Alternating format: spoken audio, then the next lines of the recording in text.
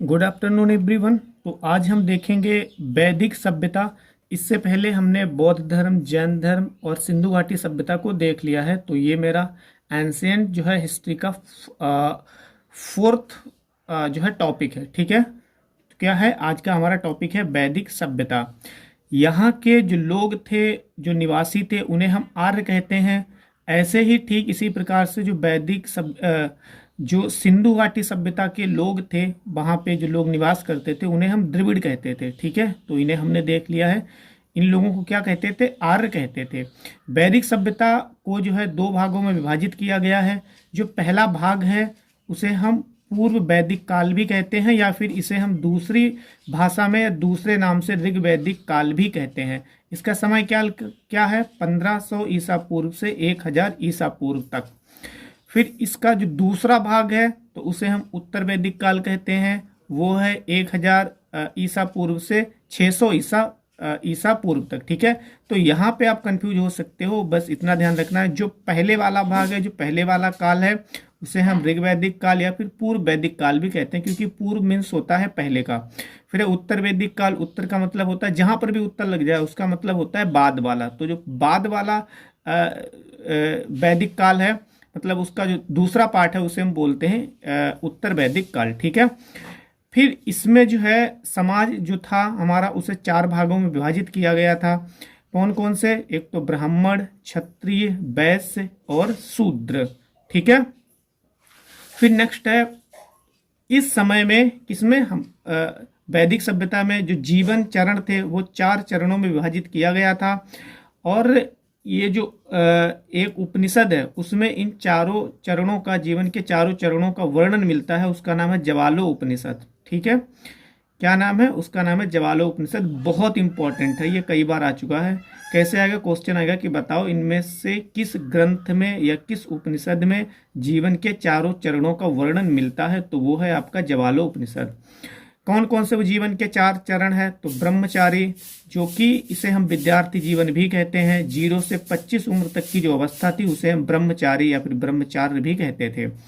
दूसरी अवस्था थी गृहस्थ, जो कि 25 से 50 तक, और ये सबसे उत्कृष्ट अवस्था मानी गई है। ये भी बहुत बार पूछा गया कि बताओ इनमें से सबसे उत्कृष्ट अवस्था किसे माना गया है? तो गृहस्थ, जिसकी उम्र कितनी होती थी? 25 से 50 वर्ष तक।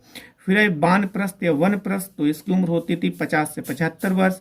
फिर लास्ट की जो स्टेज थी हमारी, उसका नाम था सन्यास या फिर सन्यासी, जो 75 से 100 वर्ष तक। ठीक है, फिर और देखते हैं आर्य, यानी जो यहाँ के लोग थे उन्हें आर्य कहते हैं। तो इससे संबंधित क्या क्या फैक्ट या फिर क्या क्या जानकारी हमारे एग्जाम के लिए इंपॉर्टेंट हो सकती है, तो देखते हैं। यहाँ पे जो तिलक हैं, कौन है? जो तिलक हैं, तो उन्होंने कहा है कि आर्य जो लोग थे वो उत्तरी ध्रुव पे रहते थे। इन्होंने, कुछ विद्वान हैं हमारे देश के, कुछ लोग हैं, कुछ महान पुरुष हैं, तो उन्होंने अपना अपना मत व्यक्त किया है, अपना अपना व्यू दिया है। उनके तिलक के अनुसार आर्य लोग जो थे वो उत्तरी ध्रुव पर रहते थे। वहीं जो दयानंद सरस्वती हैं, उनके अनुसार जो आर्य लोग थे वो तिब्बती इलाके, तिब्बत वाले इलाके में रहते थे, जो भी चीन में पड़ता है। यानी इन्होंने भी उत्तर को ही बताया है, लेकिन इन्होंने क्या है, तिलक ने उत्तरी ध्रुव को बता दिया है। फिर क्या है, एक और विद्वान है यल्डी कल्ल, इन्होंने बताया है कि जो आर्य थे वो जम्मू कश्मीर में रहते थे।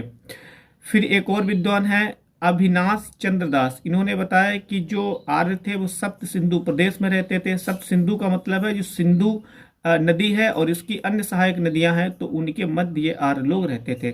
जो बहुत ज़्यादा पूछा जाता है वो मैक्स मुलर का पूछा जाता है। तो इन्होंने बताया है कि जो आर्य थे ये मध्य एशिया के निवासी थे, यानी यहाँ पर ये अपना जीवन यापन करते थे और यहीं पर रहते थे।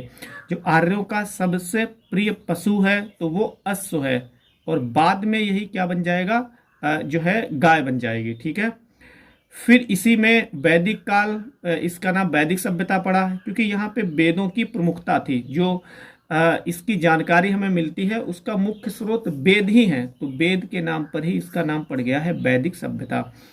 तो इसमें देखते हैं प्रत्येक वेद के 4-4 भाग होते हैं। बस एक वेद ऐसा है कि जिसके 3 ही भाग हैं, वो आगे जब हम पढ़ेंगे तो बताएंगे आपको। ठीक है, तो वेद के कौन कौन से भाग होते हैं? उपनिषद, संहिता या संहिता, फिर अरण्यक, और फिर उसके बाद में ब्राह्मण। ठीक है, तो इसकी मैंने शॉर्ट ट्रिक भी बनाई है, ऊषा अब, या फिर ऐसे भी कर सकते हो अब ऊषा, तो आ से अरण्यक, बा से ब्राह्मण, और छोटू ऊ से उपनिषद, और सा से संहिता। फिर यहाँ पे कुछ नदियां हैं, ये बहुत पूछता है, प्राचीन जो वर्तमान नदियां हैं इनके कुछ प्राचीन नाम थे। तो सरस्वती है तो इसका प्राचीन नाम नदी तमा और माते तमा दोनों नाम है इसके, दोनों नाम से पहले पुकारी जाती थी, तो इसका नाम बहुत ज़्यादा पूछता है। और वैदिक सभ्यता में सबसे जो प्रसिद्ध या सबसे पवित्र नदी थी वो सरस्वती ही थी।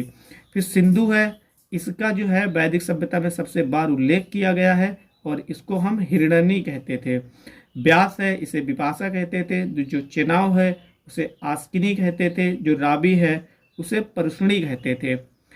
फिर झेलम को बितस्ता कहते थे, यानी ये वाला वर्तमान नाम है और ये वाला इसका ओल्ड नेम है। घग्गर को दृष्टधुति कहते थे, वही गंडक को सदानीरा कहते थे, और कुंभा को काबुल कहते थे, जो कि कुंभा नाम जो है वर्तमान है और काबुल नाम उसका पुराना है, ठीक है। और काबुल अफगानिस्तान की कैपिटल है। तो ये नदी अफगानिस्तान से ही होके आती है, लेकिन ये क्या है एक्चुअली में सिंधु की सहायक नदी है, ठीक है।